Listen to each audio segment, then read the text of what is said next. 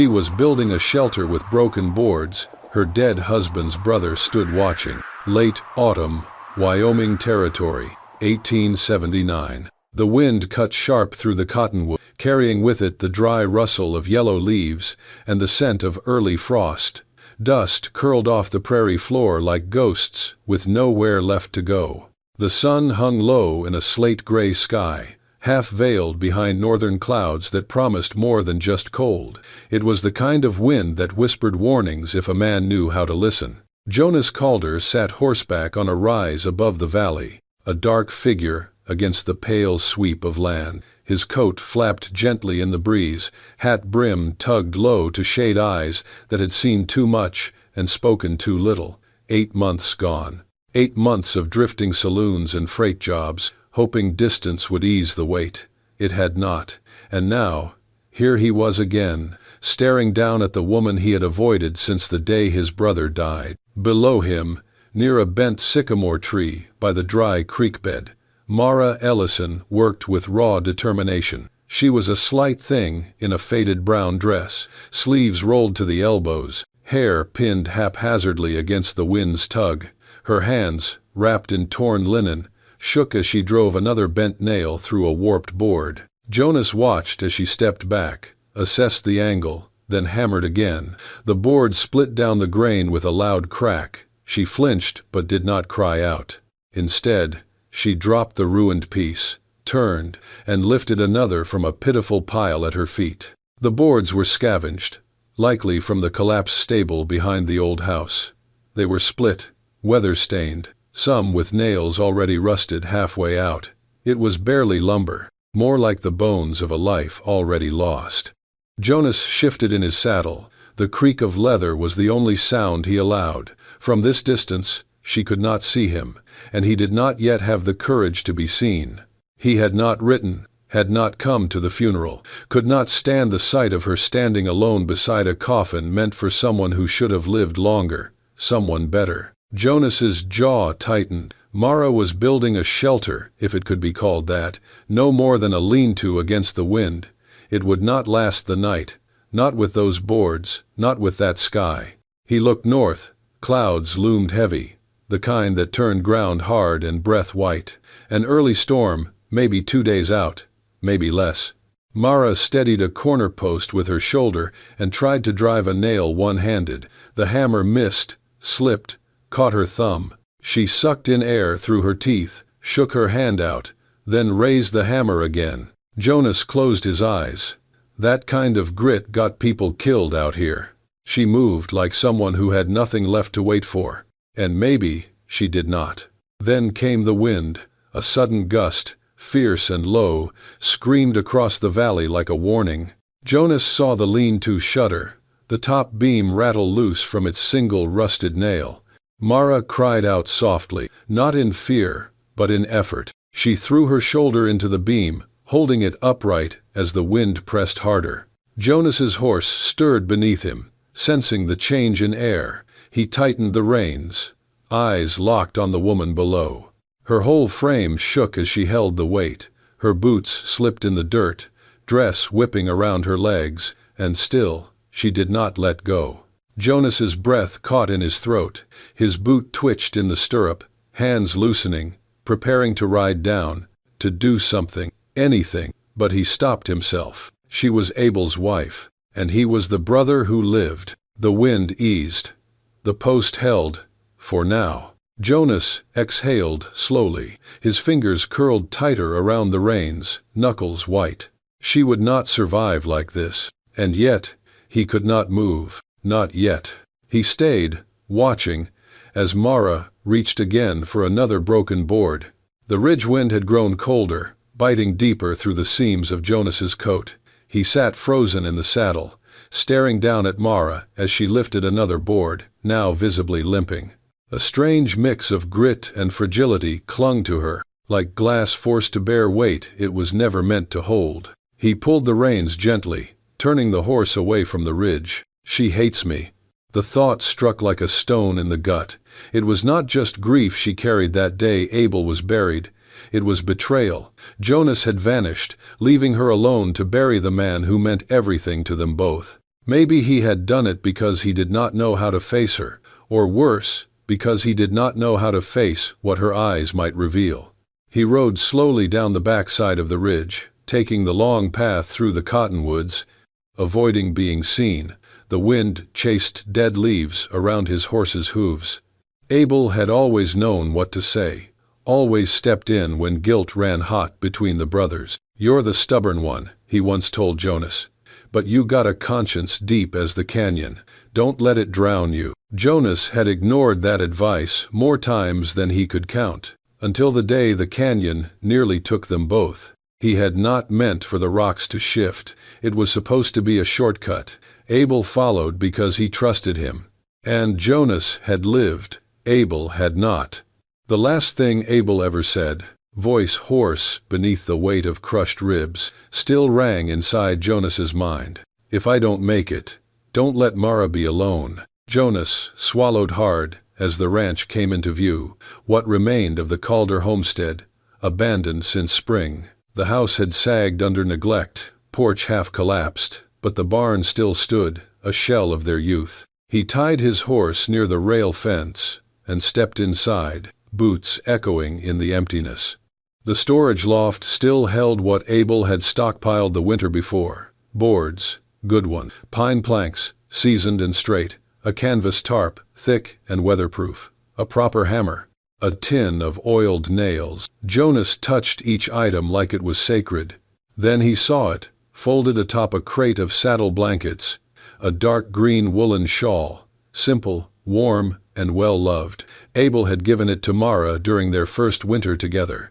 She used to wear it when the nights dropped below freezing. Jonas reached for it, then stopped. His hand hovered, trembling. "It's not mine to give." But she was out there in the cold, dying by inches. Pride would not keep her warm. Regret would not build shelter. He took it. Packing the gear onto his horse took time. Each item tied with care, each knot checked. When the sun broke briefly through the clouds, Jonas mounted and turned back toward the ridge. By the time he returned, the light was fading fast. The lean-to was still standing, barely. Smoke curled from a small fire pit, but Mara was not near it. She was crouched beside the wall, pressing her full weight into the frame. One of the braces had failed. Her shoulder dug into the corner joint, arms trembling as she tried to hammer a board across the gap. Her hair had come loose, whipping across her face. She looked like someone barely holding on. She did not hear him approach. Jonas stepped down from the saddle. The boards creaked beneath her elbow. The wall shifted. He dropped the reins and ran. The collapse happened in a blink. The beam gave way with a groan. The whole side of the shelter tilted. Mara cried out, but there was no time to think. Jonas reached her just as the top brace split. He threw himself between her and the falling lumber, shoulder first, taking the brunt of the impact as the weight knocked them both to the ground. Dust rose. Boards clattered around them. Mara gasped, trying to push herself up. Jonas gritted his teeth against the pain and forced the debris off with one arm. She blinked, dazed, then froze as she realized who lay next to her. Jonas met her eyes, breath shallow. "You should not be alone out here," he said. Her expression shifted, shock, fury, and something unreadable. But she did not speak. Not yet.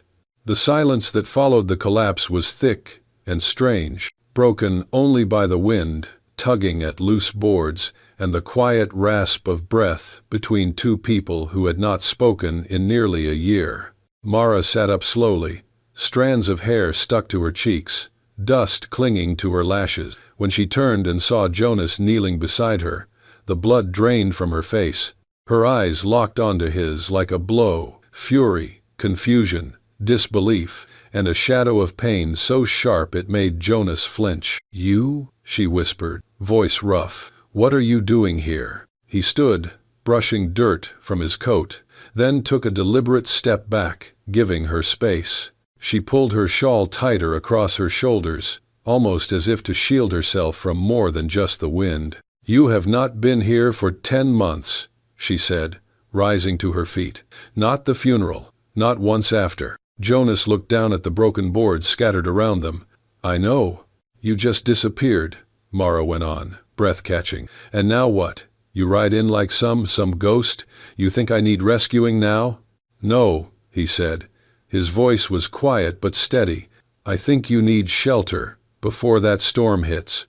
She opened her mouth, but no words came out. Her hands were trembling. Jonas noticed the bandages, torn cloth, soaked through in places. One hand was swollen, purple around the knuckles. The hammer she'd been using lay half buried in the dirt. Her cheeks were hollow, her eyes sunken from more than just exhaustion. Jonas turned, walked to his horse, and untied the canvas bundle. He carried it over, placed it near the edge of the broken structure, and opened it without a word. Good lumber, real nails, a straight-handled hammer, a folded tarp, and finally, the dark green shawl, which he did not unpack. These boards, he said. They would not hold through the night. Mara did not answer. She only looked at the boards she had gathered, splintered, cracked, warped from old rain and wind. Her silence was not surrender. It was rage held in check by fatigue. I will help you put something together, Jonas said, not meeting her eyes. Then I will leave. No talk, no questions, just shelter. Mara's breath came harsh, uneven. She looked at him, long and hard, as if trying to decide whether she hated him more than she needed the help. Finally, her shoulders sagged. She gave a slow, stiff nod. Fine, she said. But I do not want your pity. You will not get it, he replied, and meant it. They moved without conversation. Jonas began pulling away the boards that had collapsed, setting aside the few that might still be useful. Mara stood off to the side at first, arms crossed tight, but eventually she knelt to retrieve her hammer. When her fingers failed to grip it properly, she winced, hiding it quickly. Jonas saw. Without a word, he reached into his saddlebag and pulled out his tin coffee cup. From the bedroll tied at the back of his saddle, he took a small flask of water. He had warmed it before leaving the homestead. He poured it carefully into the cup, watching steam curl into the cold air. He did not hand it to her. He did not speak. He set the cup gently on the flat stone near her blanket, just within reach. Then he turned away and began measuring the foundation anew. Mara looked at the cup, then at his back. Her eyes lingered on the way he worked, silent, steady, not expecting anything in return. She said nothing, but she picked up the cup. Jonas planted the first post with a firm stomp of his boot, pressing it deep into the dirt as the sun slid lower in the sky. The air was colder now, clouds thickening along the horizon like bruises. He measured the angle with his hands, checked the slope of the ground, then glanced over at Mara. You want the frame to lean a little, enough to carry the wind over, not catch it like a sail. Mara, arms crossed, stood watching. She had accepted the cup of warm water, but not much else. Here, he said, holding out a length of twine. Tie this around the beam before you hammer. Keeps it from shifting when the wind hits again. She took it without a word, crouching beside the other post. Her fingers were stiff, but she moved with surprising surety. Fast learner, careful grip, almost familiar. Just like Abel. Jonas swallowed against the tightness in his throat. They worked in silence for a while. The only sounds were the scrape of wood, the dull thud of hammer on nail, and the low whine of wind teasing through brittle grass. At one point, Mara looked up from where she braced a corner and asked, "Why did you come back?" Jonas paused mid-swing. The question sat between them like a blade. He adjusted the nail before answering. "I saw the storm coming. That's not what I asked." He sighed. "I guess. It just felt wrong not to." "That's not an answer either." He set the hammer down, jaw clenched. For a long moment, he said nothing. Then, low and rough, "Abel died, saving me." Mara stiffened. "We were riding south of Eagle Ridge. Shortcut I insisted on. Loose shale. I was ahead when the slope gave out. He pulled me up before it took him." She didn't speak. The hammer in her hand didn't move. "I should have waited.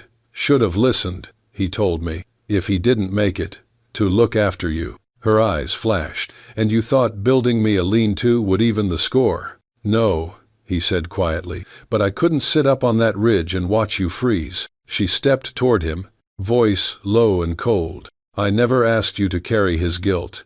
I never needed your redemption." "I know. Then why are you here?" Jonas looked at her, really looked. Dirt on her cheek, dried blood on her knuckles, fire in her eyes. "Because Abel would have been here, and I couldn't keep pretending I'm not part of what he left behind." Mara opened her mouth, but the wind interrupted her. A sudden gust roared down the valley, kicking up dust and jerking the half-built structure like a toy. Jonas reacted first, grabbing the main post as it began to tip. "Hold the corner!" he shouted. Mara darted to the opposite side, dropping to her knees, throwing her weight into the frame. Her hair whipped across her face. The tarp flapped wildly, threatening to tear free. Together, they held the shelter through the worst of it. Jonas's boots dug into the earth, hands locked around the beam. Mara leaned into the corner joint, teeth clenched. And then, stillness. The wind died as quickly as it had come, retreating like a predator circling for another strike. They breathed hard, shoulders rising and falling in sync. "You all right?" Jonas asked. Mara nodded, brushing her hair back. "I have held up worse." He allowed a faint smile. "I believe that." He turned toward the pile of lumber, but one board was gone. "Damn it," he muttered, scanning the ground. A plank, one of the good ones, had caught the wind and was tumbling down the incline toward the dry wash. Without thinking, he sprinted after it. Jonas! Too late. His boot hit loose gravel, and suddenly he was falling. His body twisted mid-air, then slammed onto the slope, rolling twice before crashing into a clump of brush. "Jonas!" Mara screamed, her voice cracking. She dropped the hammer, feet skidding down the incline, hands clawing at the earth for balance. He was on his side, dazed but alive, arm curled around his ribs. Mara fell to her knees beside him, grabbing his shoulders. "Are you hurt?" He coughed.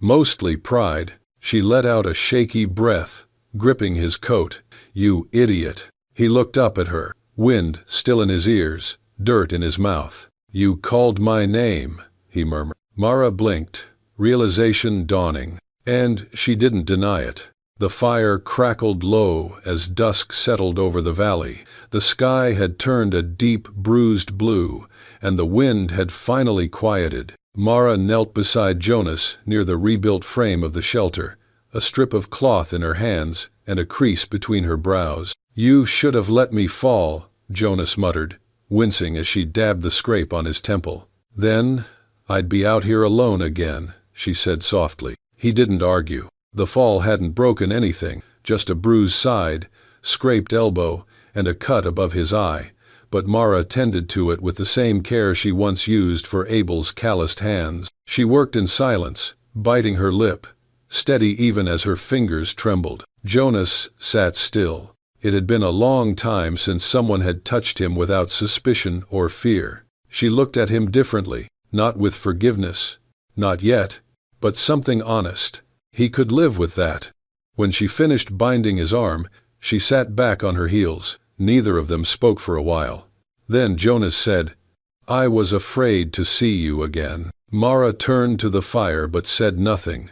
"I wasn't afraid of you," he continued. "I was afraid of what you'd see in me." She glanced at him, waiting. "I blamed myself," he said. "Still do. I pushed for that shortcut. I was too stubborn to listen. Abel saved me because he always did. And he swallowed. I thought if I saw you, I'd see that blame in your eyes. Hear in your voice what I've told myself every day since." Mara stared into the flames. "I wasn't at the funeral," he added. "Not because I didn't care. Because I couldn't carry the weight of it." The tarp above them rustled as the wind stirred again. Then Mara's voice came, low and hoarse. "I blamed myself too." Jonas looked at her. She didn't meet his gaze. "We argued that morning. Foolish things. I told him he was reckless, that he always followed you into trouble." He laughed, said, "You needed someone watching your back." She wrapped her arms around herself. "I should have stopped him. Should have been kinder. I should have known it was the last time." Her eyes filled, and the tears came, not loud or broken, but deep and quiet, like something long withheld. "I thought maybe he'd have stayed," she whispered, "if I hadn't been so angry." Jonas reached into the canvas bundle beside him. He pulled out the green woolen shawl, still faintly scented of cedar and smoke. He held it out. Mara stared, hands frozen, her lips parted. "That was his," she said. Jonas nodded. "He kept it in the barn. Always said you needed it more." Mara took it slowly, reverently, then pulled it to her chest. Her hands shook again, but this time, from something else. Jonas looked away. After a while, she rose and folded the shawl carefully across a crate. Then she turned to him. "We should finish before the light's gone." He nodded. Together, they lifted a beam into place. Jonas held it steady while Mara drove in nails with even strikes. When she passed him a brace, their fingers brushed, but neither pulled away. The rhythm came naturally now, measured, wordless, almost peaceful. For the first time, they worked not as two people haunted by what they'd lost, but as two souls beginning to carry it forward. Not forgiveness, but something like grace. The final beam was nearly in place when the sound of hooves cracked through the still afternoon. Jonas straightened first, turning toward the trail that ran along the ridge above. Mara followed his gaze, her hands lowering the hammer slowly as dust stirred in the distance. 3 men rode into view, familiar figures from town. Clyde Stoddard, the leather-skinned hunter who traded pelts and gossip in equal measure. Willis Tapp, a wiry horse trader with a permanent sneer. And behind them, Hank Mercer, who managed the town's stock pens and always found a way to know everyone's business. They slowed as they approached, curiosity sharpening into something meaner when they saw who was below. "Well, I'll be damned," Clyde said, leaning forward in his saddle. "A Calder and a Calder's widow, building a nest out here in the dirt." Jonas's jaw tightened. He kept his hands at his sides. Willis chuckled. "Guess grief don't last as long as it used to." Hank spat into the grass. "No preacher, no paperwork, just hammer and tarp, real cozy arrangement." Jonas took one slow step forward, voice level. "You've said your piece." "Just stating what folks will say anyway," Clyde replied, grinning. "You think people won't talk, seeing you two playing house where the man's own brother used to stand?" Mara stood frozen behind the shelter's half-finished frame. The words hit like stones, and though she didn't flinch, her grip on the hammer faltered. Jonas stepped again, placing himself slightly in front of her, but did not raise his voice. "Ride on." Willis leaned on the pommel of his saddle, smile ugly. "She always did turn heads, even before Abel passed. Guess you waited long enough to make it look decent." That was enough. Jonas moved forward fast, hands clenched. But Mara's voice rang out, sharp, not pleading. "Jonas." He stopped instantly. She was staring at the men, with her chin lifted, back straight, face pale, but unwavering. "Let them talk," she said. "They always have." The 3 men exchanged looks, smirks fading just slightly when they realized she would not crack. "Suit yourselves," Clyde said, wheeling his horse. "But don't come whining when the town turns its back." They rode off, laughter echoing behind them. The moment stretched long after the sound of hooves disappeared. Mara slowly lowered herself onto a crate, staring into the middle distance, her fingers clenched tightly in her lap. Jonas stood near the post, breathing steady but shallow. "I am sorry." She did not look at him. "That is what they think, that I lured you here, that I am something shameful. They do not matter. They matter when I walk into town, and mothers pull their daughters close." Jonas said nothing. She turned to him then, her voice raw. "They will never let me live in peace, not if I lean on you." He nodded slowly. "Then I should go." Mara's eyes widened. "What?" "I did not come here to make things harder for you," Jonas said. "If my being here costs you your name, I will leave." He began gathering his things, the tarp, the hammer, the pack rope. Then, her hand caught his coat sleeve. "Please," she whispered, voice trembling, "do not leave before the storm." Jonas froze. It was the first time she had asked him to stay. The first crack in the armor she had worn since Abel's death. It was not accusation in her eyes anymore, but fear, weariness, a flicker of something he could not name. The clouds were thickening again. The wind had picked up, cold and restless. Jonas nodded. "I will stay until morning." She let go of his coat, stepping back with a small, almost imperceptible sigh. "I will sleep under the frame," he added, "near the fire. You will have the tarp and the lee side." She did not argue, just turned away and resumed tying the final brace of the shelter, as if the words had not passed between them. He slept that night, with his back to the fire, boots still on, rifle beside him, not out of threat, but habit. The wind howled against the boards, but for the first time in many nights, Mara slept behind a wall that did not shake. And Jonas, kept awake by wind and thought, did not regret staying. The storm came just after midnight. It arrived not with a whisper, but with a roar, sudden and violent, as though the prairie itself had risen to remind them how small they truly were. The wind howled through the valley, bending the cottonwoods. The shelter groaned under the strain, boards creaking, nails screaming, thunder cracked like cannon fire, and rain followed in icy sheets, needling through every seam. Jonas braced himself against the weakest side of the structure, arms spread, boots buried in the mud. Each gust slammed into him. His coat was soaked, hair plastered to his forehead, legs numb from the cold. Behind him, near the center beam, Mara held the lantern high, shielding it with her shawl. The flame guttered, but it cast a dim, flickering light, just enough for Jonas to see. "You need to move," he shouted. "I can't," she called. "If the light goes out, then stay low, but stay safe." The tarp snapped like a whip. A loose board clattered near Jonas's shoulder, missing by inches. He ducked, pressed harder into the frame, shoulder against the post. It held, for now, but the wind was gaining. Then came the worst gust yet, screaming and sharp. It caught Mara's skirt. She stumbled, arms flailing, the lantern jerking sideways. "Mara!" Jonas turned just in time to see her fall. He lunged, catching her at the waist, as a board tore free from above, and spun toward them like a blade. He pulled her close, turned his back, and took the hit across his shoulder and arm. The board cracked and dropped into the mud. They collapsed in the corner of the shelter. Jonas grunted, clutching his arm. The lantern was out. Rain hammered the tarp. Wind keened through the frame. But for a moment, everything else vanished. Mara was in his arms, cold, breath shallow, trembling. He held her tighter, not from need, from instinct, and she didn't pull away. There was no fear in her grip, no hesitation, only something raw and human. She looked up, face streaked with rain and dirt. "Jonas." "I've got you," he said, voice hoarse. She nodded, then caught sight of his hand. "Your arm."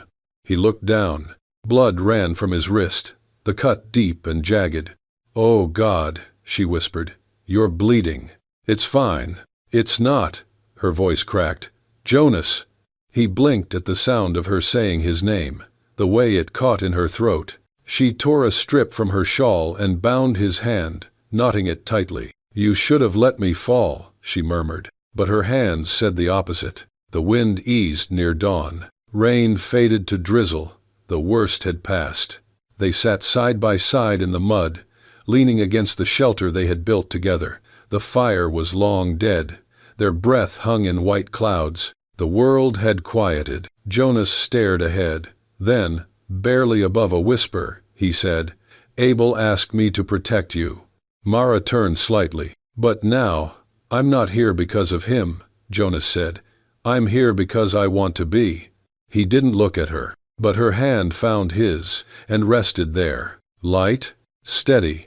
Jonas closed his eyes. The weight in his chest shifted, not gone, but no longer unbearable. They didn't speak again that morning, but they stayed, together. Morning came slow and quiet. the way it always does after a storm.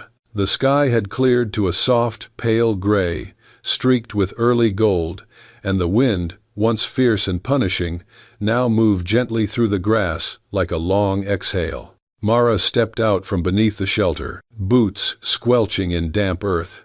Her shawl clung to her shoulders, dark with dew, but her posture was different, upright, still, but not tense. Not today. The structure stood. 4 walls, a sloped roof, reinforced corners. The frame groaned softly but held true, even after everything the night had hurled at it. She raised her hand and touched one of the beams, fingers sliding over the clean edge. Solid, straight, no splinters. These weren't the warped, broken planks she had started with. These were boards that belonged to something lasting. Jonas joined her a moment later, stepping out with a slight limp and his arm still bound in the torn fabric she had tied. His face was lined with fatigue, but there was a quiet strength in his eyes. They stood together, shoulder to shoulder, gazing at what they had built. "You did good work," Jonas said, his voice rough with sleep and something deeper. "So did you," Mara replied. He looked at her then, not with pity, not with apology, but with a kind of honest respect, the kind a man gives a person who has earned it. "I will never try to be Abel," Jonas said softly. "I cannot be him, and I will not pretend." Mara said nothing, but her expression remained open. "I just want to help you live," he continued, "and if it is something you want, help you build something new, something real." Mara was quiet for a long breath. Then she looked back at the shelter, her fingers still resting on the beam. "Then, let's start," she said, her voice steady, with good wood. Jonas's eyes flickered, and something in his chest eased. He slowly removed one glove, fingers stiff from cold. Then, without speaking, he reached down and took her hand in his. It was not a dramatic gesture. No kiss, no declaration. Just a hand, worn and rough, reaching for another, and Mara, with no hesitation this time, folded her fingers into his. They stood like that in the morning light, 2 people once broken by loss, now standing beside something they had built together, not just a shelter, but a symbol, a beginning. The boards creaked gently in the breeze, but the structure held firm, like a promise, like a vow not yet spoken but deeply understood. Jonas looked out over the prairie stretching wide beyond them. There would be talk, there would be storms yet to come, but today, here, they had weathered one together. That was enough. For now. Beside him, Mara didn't speak, but she didn't let go either, and that, too, was enough. Out on the windswept prairie, Mara and Jonas didn't just survive the storm, they found the strength to begin again. If this story touched your heart, leave a like and hit subscribe to join us for more unforgettable tales of love, loss, and redemption on the American frontier. At Wild West Love Stories, we bring you cinematic romance where every heartbeat echoes across the open land. New stories every week, raw, emotional, and true to the spirit of the West. Subscribe now, where bullets missed, but hearts didn't.